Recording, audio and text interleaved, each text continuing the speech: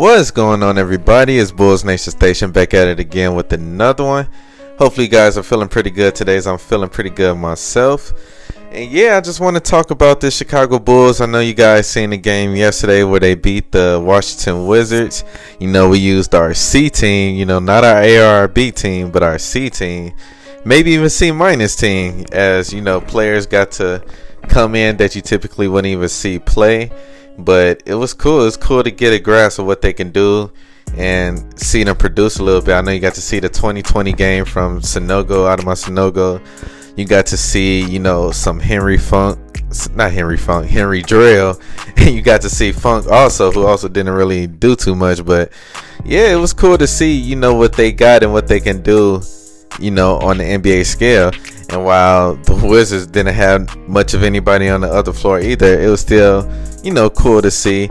But yeah, you got to see Javonte Green drop 24 points. You got to see Dalen Terry show some good athletic moves, had a nice highlight dunk. You know, Kobe played a little bit, so that was pretty cool to see. We have one more game left against the New York Knicks, and you know, this is the last game, so you don't know what to expect, but I'm gonna try to dive in a little bit and say what I expect to see out of this last game. So before I do, definitely like this video if you're a true Bulls fan.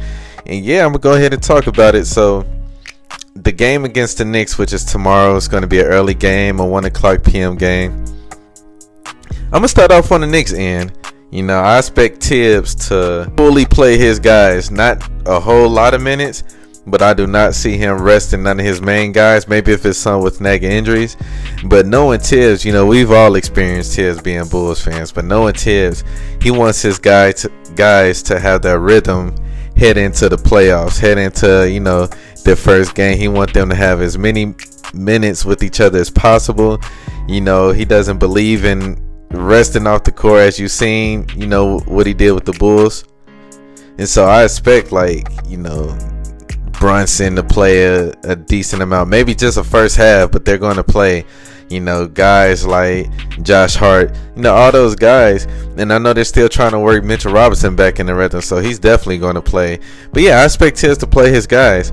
On the Bulls end, I do expect Billy Donovan to rest certain guys, and then certain guys I expect him to rest is DeRozan again, as he's led the league in minutes. I do expect him to rest Vucevic again. But at the same time, I'm kind of questioning it because it's a rhythm thing too. Yeah, you could get all the rest in the world, but you do need your players to have rhythm. But, you know, maybe they could find a way to manipulate that rhythm during practice. You know, they have about, you know, a good amount of days before the first playing game, so maybe they can do that. You know, I do expect Kobe White to play again. You know, not a whole lot of minutes, but I know Kobe is still trying to work his rhythm back from that surgery. I mean, we all seen what Kobe can do when he was at his peak this year. He hasn't been able to reach that since he's been injured, but if he could get anything close to that, you know, that'll truly help the Chicago Bulls, you know, as far as his playing game, because that type of Kobe is dangerous.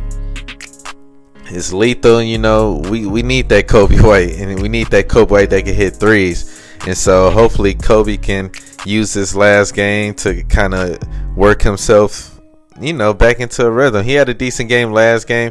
It's cool seeing him do a lot of on the ball stuff, because I feel like he's been kind of running away from that since he's been injured. But to see him create for others, create plays, you know, make his own moves, that's cool.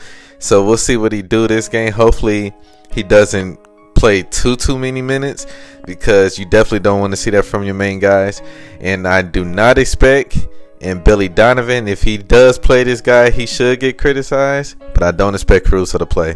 I mean, Caruso should be tied to the seat. I don't even want him to stand up and cheer for his players. I want him to sit down, clap, and rest all aching pains in his knees and ankles that he have, so he could be ready for the start of that playing game. But it's awesome that we're going to have that first game in Chicago. Don't expect Drummond to be back in time for this last game, but I do expect him to be back for the actual playing game. Same thing with Ayo. Ayo's been kind of like nursing a sore, I think it was a hamstring, something with his leg, but yeah. So basically I expect kind of like the same rotation as last game.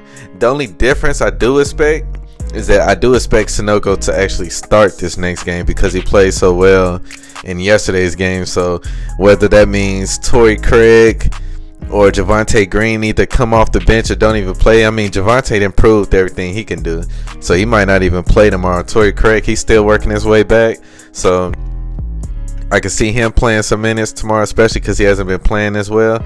But yeah, I definitely expect Sunogo to start. Maybe get some more Henry Drill minutes as he shows some things, especially defensively. And I'm looking forward to seeing, you know, Andrew Funk try to get at least one basket going. So yeah, comment down below what do you guys expect for this next game. And I'm gonna holler at you guys later. And I'm out.